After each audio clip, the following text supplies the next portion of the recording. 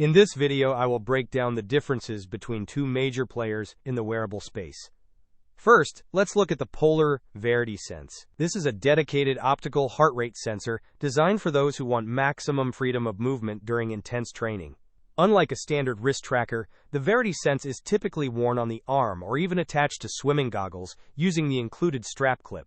It features a compact 30mm width and weighs only 5 grams without the band. The standout feature here is its versatility.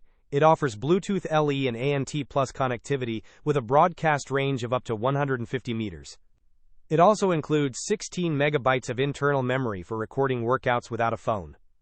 If you need a reliable sensor for specific sessions rather than all-day tracking, this is a powerful, high-performance tool for athletes. Transitioning to the WHOP 5.0, we see a completely different philosophy.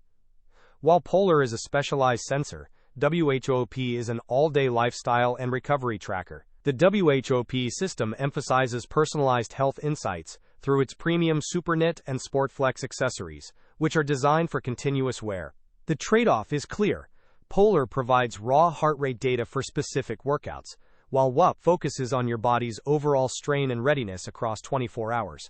WHOP users often invest in the broader ecosystem, including protection plans for accidental damage and a variety of stylish bands.